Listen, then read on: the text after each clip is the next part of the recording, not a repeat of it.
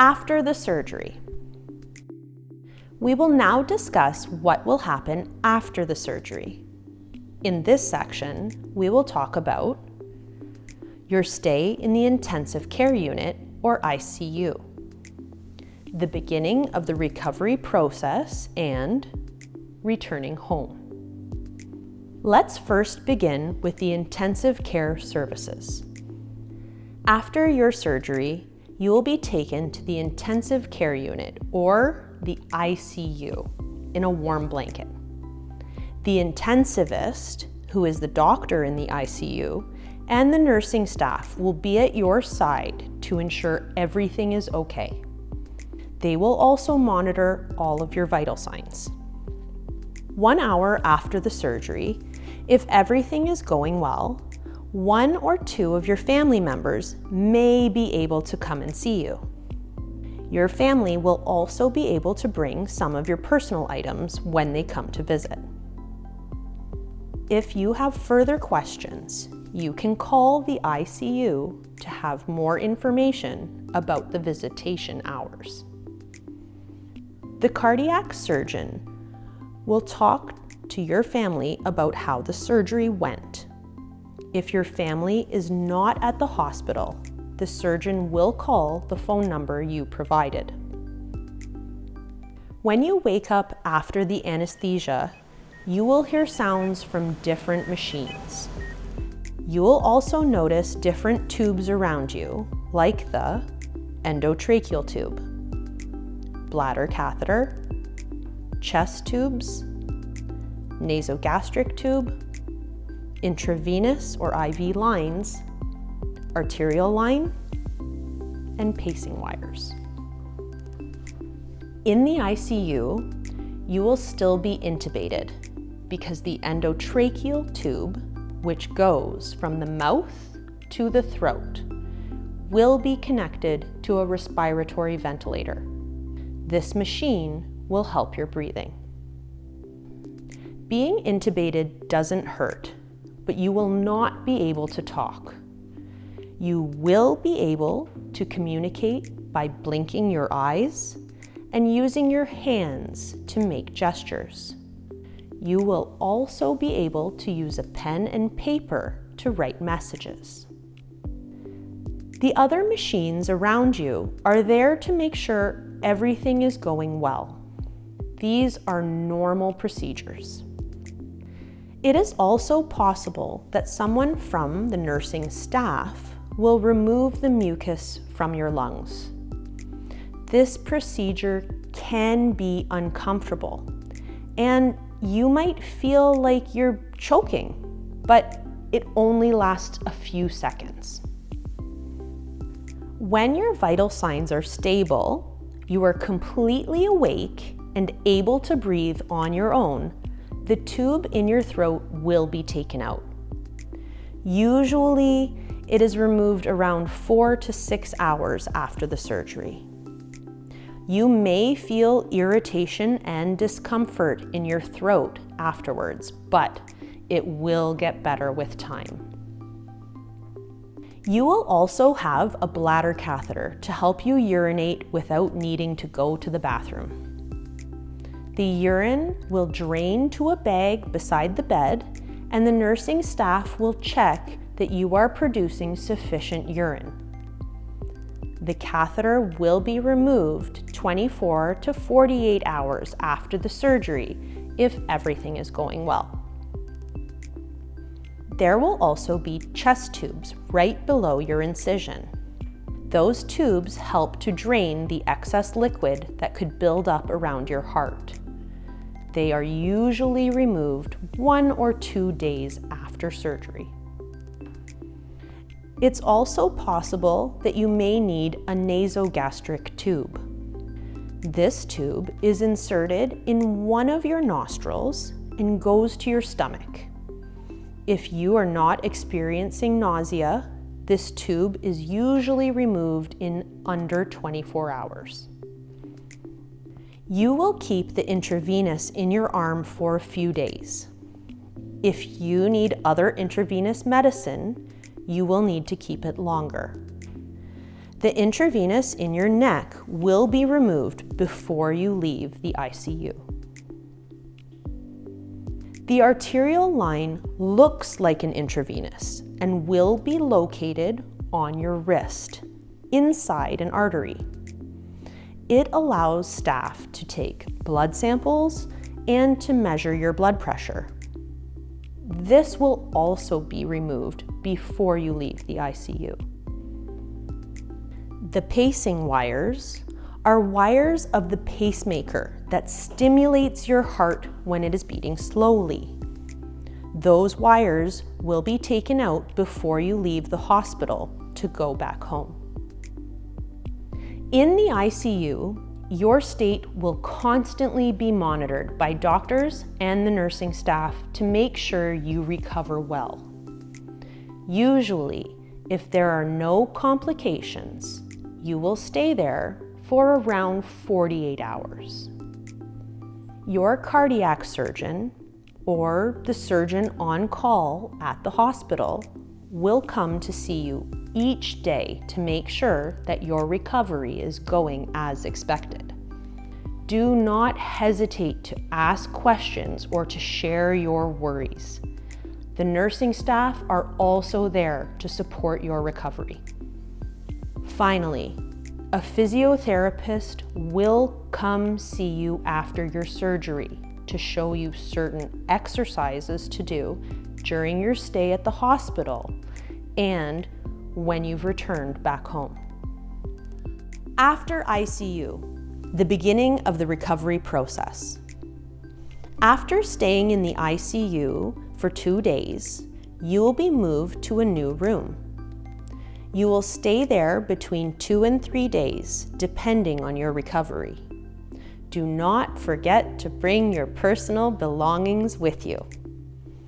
Here are a few things to keep in mind for your recovery after the surgery. Post-operative pain.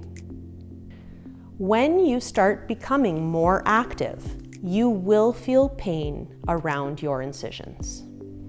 This pain will decrease with time, but it can last a couple of weeks. Do not hesitate to ask one of the nursing staff for medication to manage the pain. It is important to take the medication regularly for them to be effective. Swollen ankles. Your ankles may be swollen, and you may even feel a burning sensation when you're standing up, especially on the leg where the vein was taken if you had one or a few bypasses. Don't worry, the swelling will decrease with time. You will need to walk regularly while standing straight to stimulate blood circulation in your legs and to allow better oxygenation of your lungs and heart. As your leg and your body start to recover, new vessels will take over the role of the veins that were taken out. Rest and sleep. It is important that you rest and sleep when needed. Shower and bath. You should take a fast shower as soon as possible when you arrive home. Do not let the shower stream hit your incisions directly, since they will be sensitive. Do not take a bath in the tub until your incisions are completely healed and the little scabs have fallen off. After your shower, dry your incision well by pressing lightly but without rubbing. The healing of the incisions. The nursing staff will clean the incisions when needed. There will be an incision on your chest. After the surgery, the incision on your chest needs to be exposed so it can air dry. When the incision is dry and there is no drainage, it can be washed gently with soap and water. The number of incisions and their length will vary from one patient to another, depending on their type of surgery. Some patients have only one incision in one leg. Other patients have incisions on both legs. It is also normal that there are bruises along and around the incision. The bruises will go away with time. There is also a possibility that a small quantity of light yellow drainage comes out of your incision. This is normal, and just like the bruises, will eventually stop. On the other hand, if the liquid is thick and a white-brown color, with or without a smell, call your family doctor or your cardiac surgeon. If you cannot reach them, go to an external clinic or the hospital emergency department, since it could be a sign of infection. You can have one or a few incisions on your legs and arms depending on the number of grafts necessary for the surgery. It can take up to 6 weeks for the incisions to heal completely and many months for their color to go from purple to red to pink and finally back to normal. You'll also feel pain in your leg or legs for some time, and that too is normal. You may also have bandages on your incisions. Stitches. Dissolvable stitches are used for the chest, the legs, and the arms. It is not necessary to remove them since they will go away on their own after some time. Weight gain. It is important to monitor your weight each day. If you gain between 3 to 5 pounds or 1.5 to 2.5 kilograms in just a few days, it could mean that you are retaining water. In this case, please mention it to your family doctor, your cardiologist, or your cardiac surgeon. Incentive spirometer. This device is used to prevent the collapse of your lungs after the surgery. The goal is to breathe in and lift the small ball in the tube for as long as possible in order to increase your pulmonary capacity and help avoid complications after surgery. It is necessary to use this device at least 5 to 10 times a day. The nursing staff will monitor your progress, and you will be encouraged to perform some specific activities when ready, such as coughing, deep breathing, eating, getting out of bed, sitting on a chair multiple times a day, walking multiple times down the hallway. Those activities will seem hard at the beginning, and that is normal. A few days after the surgery, you should be able to do them by yourself. During your recovery, it is possible that you may have problems sleeping or trouble staying asleep. It may be that you feel pain or just because you are in a new environment. You can ask the nursing staff for medicine to sleep if you prefer. It is possible that you will feel tired and that you'll feel the need to take a nap a few times a day. It is also possible you will be constipated because of the pain medication and the lack of physical activity. It can also be caused by the fact that you are not drinking enough liquids or not eating enough fruits and vegetables. For some relief, you can ask the nursing staff for medication that can help. It is possible that you won't be hungry or that you are feeling nauseated after the surgery. It is important that you still try to eat, even a little, maybe more often, so that your body can recover. For some relief, you can ask the nursing staff for medicine that controls nausea. You may have mood swings. This is normal since you just had a cardiac surgery. You will certainly go through different emotions. For example, you may feel like crying. On the third or fourth day, some patients report feeling sad. You can also feel anxious, mad, depressed, or in denial. It is important to have someone you trust that you can talk with to help manage those emotions. The emotions will go away after a few days. After being home for 2 weeks, if you persistently feel sad and desperate and you still don't seem to see the light at the end of the tunnel, please call your family doctor.